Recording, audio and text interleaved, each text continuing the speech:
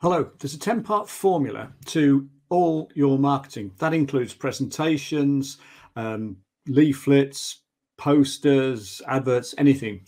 Now, you may not be able to include all 10 of these elements, but to the extent that you can include as many of them as possible, it really makes all of your marketing far more effective. So let me explain.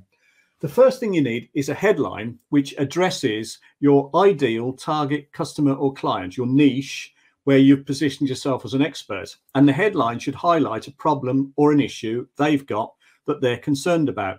Because 2/3 of the time, people will be motivated to solve problems to get rid of a negative, whereas it's only 1/3 of the time they're likely to be motivated to achieve a positive.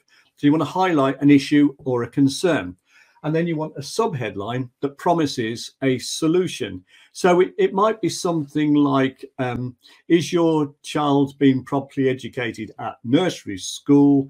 We can show you a way to, monitor the progress, or something along those lines. But basically, here's your issue or problem. Here's a solution. The second thing you need is what's called a unique perceived benefit, or a differentiation factor. So you're positioning yourself as an expert to your ideal customer or client who's got an issue or problem that you understand, and you're offering a solution. Your unique perceived benefit basically says to them, I can understand your problem and solve it better than anyone else.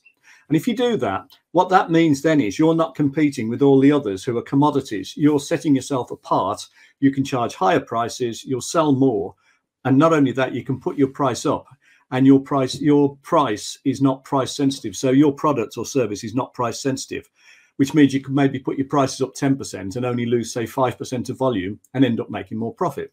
So you need a unique perceived benefit. That could be anything, wider range, better quality, which you can prove, better testimonials, better guarantee, more flexible terms, whole rate, better delivery terms, next day delivery, immediate, same day delivery, anything like that. You then need features and benefits. Now, you've probably heard this before, but basically people buy based on emotion, but they justify it afterwards to themselves and to significant others and people they work with, for example, on logic. So therefore, the benefits are what persuade them to buy, but then the features are the things that they can then prove that they've looked at, which is why they bought the product. So if you took a car, for example, the benefit might be that it gets you out of trouble on a motorway because the acceleration's fantastic and it feels really, cool and sexy to have this car. But the features might be 0 to 60 in so many seconds and leather seats, and they're all features. But the benefit is the psychological or emotional impact it has on the customer or client.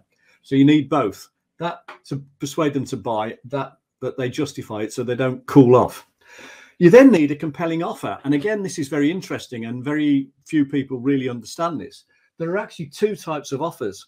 There are incentive offers, which are aimed at now buyers. Now buyers typically form 3% of any market, except there are a couple of exceptions. If it's everyday purchases like milk and cheese and groceries, then you would go for incentive offers. And also emergency things like a burst tire or a burst radiator, they would be incentive offers. But generally, for services and more significant purchases of goods, there's this thing called the buyer's journey. So if you took 100 suspects at the start, 30% will drop out at some stage and not buy, but 70% of them will go along this buyer's journey, such that at any time, 67% of them are future buyers, 3% are now buyers.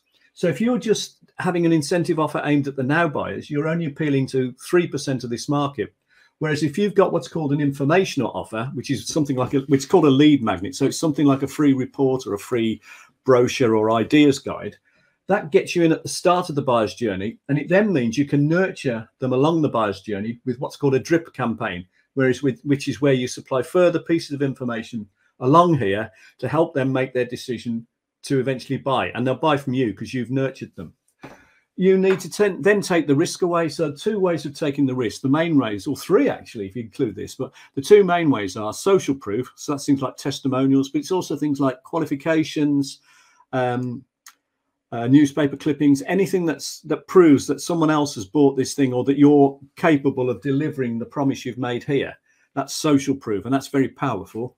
And also risk reversal, commonly known as a guarantee. So to the extent you can take all of the risk out of the purchase by offering something like an unequivocal guarantee, immediate or after a few months or whatever, but a money back guarantee or a risk reversal, those two things are very powerful because it takes away the risk of buying this product or service. This also takes away the risk, though, the reasons why, because people can be cynical and skeptical, okay, and they'll see something that sounds too good to be true and they'll think that's too good to be true. So you need to be able to explain here reasons why you can make this powerful offer here, this compelling offer, give all these guarantees, and it's not too good to be true. So it would be something along the lines of the reason we can guarantee to give you your money back, for example, is because in our experience, very few people actually take us up on the offer. We know it's a safe bet because we know that it's unlikely to happen. But if you do want us to, we will honor it. So it's a way of explaining why this isn't too good to be true. And then the last thing you need, and it's very important really, is this call to action. And the call to action has to give them a reason to act now. So there's a couple of things I could have added in here actually as well. There's it's called a stimulus. So you need scarcity. So you need to act because there's only 10 left, or you need to act now because there's a deadline. But you need a reason to make them act now, either scarcity or a deadline. And that's a call to action. And you also need in here specific, really clear, specific detail as to exactly how they get this thing, exactly what they have to do. So, maybe multiple phone numbers, maybe the email address, maybe the credit card payment facilities, debit card payment facilities. You need to tell them exactly what they do. And the more you tell them exactly what to do here, the more likely they are to actually do something, because otherwise inertia takes over. So there you have it. That is the formula that all marketing should follow. And to the extent that any of those elements are missing, an improvement can be made by including them. Let's put it like that. If you wanted to know how being part of a mastermind group where you benefit from other people's experience and ideas, how that would help you in your business, if you're a small to medium-sized business owner, have a look at businessroundtableuk.co.uk. And if you think that's anything of interest there, we might need to speak. Hope you found that interesting. Thanks very much for watching.